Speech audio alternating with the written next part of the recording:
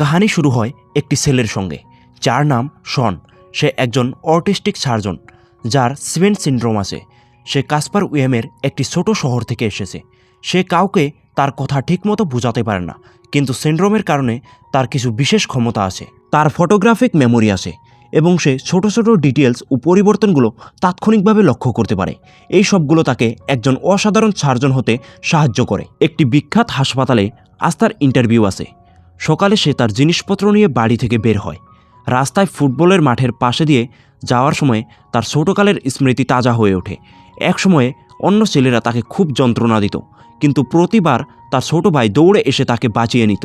এরপর শন একটি ফ্লাইট নিয়ে আন্তর্জাতিক এয়ারপোর্টে পৌঁছায়। এয়ারপোর্টের ভিড়ভাড় তাকে খুব নার্ভাস করে তোলে। সে অজান্তে তার সঙ্গে নেওয়া একটি খেলনা স্ক্লাব, যা একটি রুমালে মোড়া, বের করে ফেলে। তখনই হঠাৎ একটি বিলবোর্ড ভেঙে পড়ে। ভাঙা গাছের অসংখ্য টুকরো একটি ছেলের ওপর এমনভাবে জোরে ভেঙে পড়ে যে মনে হচ্ছিল ধারালো ছুরির বৃষ্টি হচ্ছে। ছেলেটি তৎক্ষণাৎ অজ্ঞান হয়ে যায়। তার মা বাবা আতঙ্কিত হয়ে সাহায্যের জন্য চিৎকার করে। ওই সময় একজন লোক সামনে এসে বলে, আমি ডাক্তার, এবং ছেলেটির ক্ষত স্থানগুলো একটি পরিষ্কার কাপড় দিয়ে ঢেকে দেয়। তখন ভিড় থেকে একটি আওয়াজ আসে, তুমি তাকে মেরে ফেলছো। সে একজন ছোট ছেলে, তার কার্টিড আর্টারি একটু উপরে হওয়া উচিত। তুমি তার ট্রাকিয়াকে চেপে ধরেছো, তাই সে শ্বাস নিতে পারছে না। ট্রাকিয়া হলো শ্বাসনালী। আসলে আমাদের গলার দুপাশে দুটি বড় রক্তনালী থাকে, যাকে ক্যারোটিড আর্টারি বলে। এই রক্তনালীগুলো আমাদের মস্তিষ্ক ও মাথায় রক্ত চলাচল করে। এই বলে শন সামনে এগিয়ে আসে এবং ডাক্তারের হাতটি একটু উপরে করে দেয়। ছেলেটি তৎক্ষণাৎ শ্বাস নিতে শুরু করে। তারপর শন দ্রুত ছেলেটির শরীর পরীক্ষা করে এবং দেখে তার বুকে একটি কাঁচের টুকরো বিন্দে আসে। কিন্তু শন শান্তভাবে বলে, বাস একটা কাঁচের টুকরো আছে, সে ঠিক হয়ে যাবে। এ শুনে ডাক্তার অবাক হয়ে তাকায় এবং জিজ্ঞাসা করে, তুমি কে? শন উত্তর দেয়, আমি ডক্টর শন মার্ফি। আমি সেন্ট মেরি ভেন্সাস হাসপাতালে সার্জিক্যাল রেসিডেন্ট। শনের চোখ ছেলেটির হাতের উপরে পড়ে এবং সে দেখে তার শিরাগুলো ফুলে উঠেছে। তারপর সে ছেলেটির বুকের দিকে তাকায় এবং তার মনে মানসিক শরীরের সম্পূর্ণ গঠন একদম স্পষ্টভাবে ভেসে ওঠে। শনের ধারণা হয় যে ছেলেটির বুকে চাপ পড়েছে, কিন্তু অন্য ডাক্তার তৎক্ষণাৎ অস্বীকার করে বলে, না, তার বুক উপর নিচ করে আরামে চলছে। শন বোঝায় যে ছেলেটির বুক স্বাভাবিকভাবে নড়ছে না এবং তার বাঁ ফুসফুসে আঘাত হয়েছে। এটা নিউমোথোরাক্সের লক্ষণ। নিউমোথোরাক্স হলো এমন একটা অবস্থা যখন হার্ট ও বুকের দেওয়ালের মাঝে বাতাস জমে যায়। শন ডাক্তারকে বলে, প্রস্তুত হন, এটাকে আর্টিফিশিয়াল রেসপিরেশন দিতে হবে, তার শ্বাস বন্ধ হয়ে যাবে, আমি এখনই আসছি। এরপর শন দৌড়ে এয়ারপোর্টের সিকিউরিটির কাছে যায় এবং তাদের কাছে একটা ছুরি চায়, কারণ শনের সিনড্রোম থাকার কারণে তার কথা ঠিকমতো বোঝাতে পারে না। সিকিউরিটি গার্ডরা তার কথা বুঝতে না পেরে তাকে মানা করে দেয়। তখন শন নিজে একটা ছুরি তুলে নেয় এবং দৌড়তে শুরু করে, কিন্তু বেশি দূর যেতে পারে না। ভাগ্যক্রমে ছেলেটির মা সময় মতো পৌঁছে ঘাটদের সমস্যাটা বুঝিয়ে দেয়। 5 মিনিট পর ছেলেটি শ্বাস নিতে পারছে না এবং অন্য ডাক্তার তাকে আর্টিফিশিয়াল রেসপিরেশন দিচ্ছে। অবশেষে শনকে যা দরকার ছিল তা মিলে যায়, একটি ছুরি, একটি টিউব, টেপ এবং 2টি হুইস্কির বোতল। সে তৎক্ষণাৎ ছেলেটির উপর থোরাসেন্ট্রিসিস সার্জারি শুরু করে। শন প্রথমে ছেলেটির বুকে ছুরি ও টিউব রাখে এবং তার উপর হুইস্কি ডালে। হুইস্কিটা 43 ডিগ্রি তাপমাত্রার, যা টুলস এবং কাটার জায়গায় একসাথে সেন্ট্রিলাইজ করে।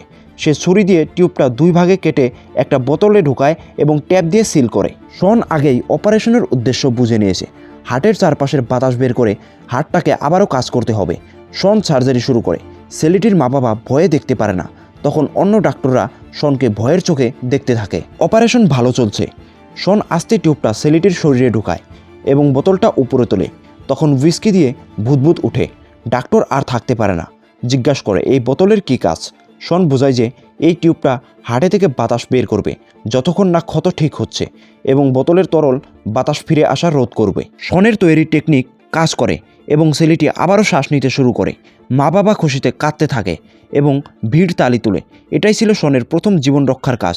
এই মুহূর্তে তার জীবনের নতুন যাত্রা শুরু হয়, যাত্রা যেখানে সে মানুষের জীবন বাঁচায় এবং মহান ডাক্তার হয়। একই সময়ে সেন্ট মোনা ভেন্সাস হাসপাতালের বোর্ড মিটিংয়ে বিতর্ক চলছে, শনকে হাসপাতালে নেওয়া হবে কি না। মার্কাস, হাসপাতালের ডিরেক্টর অফ সার্জারি, শনকে তার ডিপার্টমেন্টে নিতে অস্বীকার করে কারণ শনের সিনড্রোম আছে। কিন্তু হাসপাতালের ডিরেক্টর অ্যারন গ্লাসম্যান বলেন, আমি মানি শনের অটিজম আছে, কিন্তু সে নিজের খেয়াল রাখতে পারে। তার 7 সিনড্রোম আছে, যা তার মেডিকেল স্কিলস এবং স্পেশাল ইন্টেলিজেন্সকে অসাধারণ করে। তার দেখা এবং বোঝার দৃষ্টিভঙ্গি সাধারণ মানুষের থেকে আলাদা, যা একজন সার্জনের জন্য সুবিধা। 14 বছর বয়স থেকে অ্যারেন শনের মেন্টর এবং ভালো বন্ধু। তিনি জানেন শন কতটা ক্ষমতার অধিকারী এবং চমৎকার ডাক্তার হতে পারে। এদিকে শন অ্যাম্বুলেন্সে উঠে হাসপাতালের দিকে যাচ্ছে।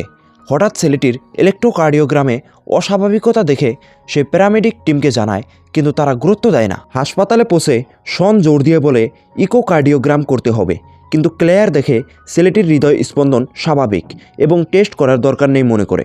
সে শনকে শান্ত থাকতে বলে এবং বলে যদি বিরক্ত করে তাহলে বাইরে ফেলে দেওয়া হবে। সিকিউরিটি গার্ডরা তাকে বিরক্তকর ভেবে হাসপাতাল থেকে বের করে দেয়। শন অন্য এন্ট্রি দিয়ে ঢোকার চেষ্টা করে, কিন্তু গার্ডরা তার প্রত্যেক পদক্ষেপ আগে থেকে অনুমান করে এবং এক পা এগিয়ে থাকে। হতাশ হয়ে শন বাইরে বৃষ্টি দেখে এবং একটা পুরনো দুঃখের রাত মনে করে, যখন স্কুলগুলো সিন্ড্রোমের কারণে তাকে রিজেক্ট করেছিল। রাগে তার বাবা তাকে মেরেছিল এবং প্রিয় খরগোশকে দেওয়ালে ছুঁড়ে মেরেছিল।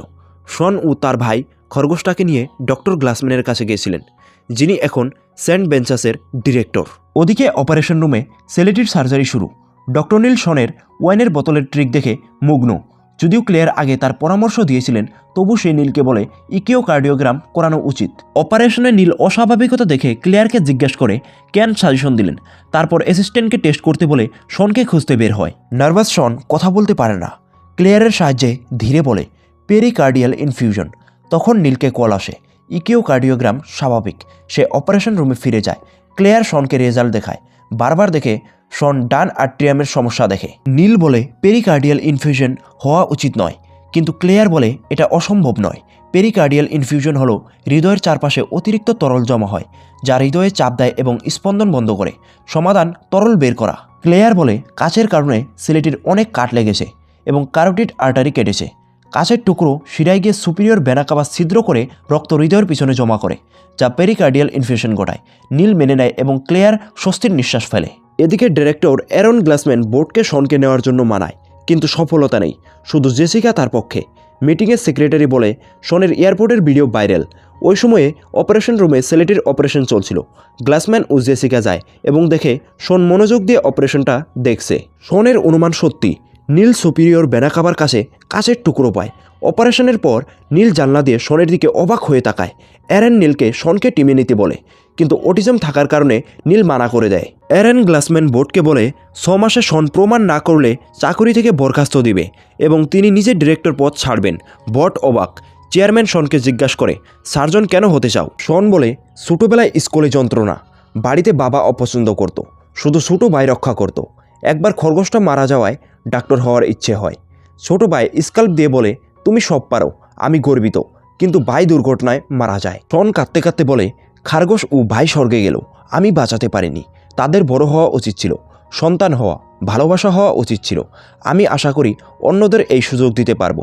তারপর হেসে বলে হ্যাঁ, অনেক টাকা কামাতে চাই, কারণ আমি একটা বড় টিভি কিনতে চাই।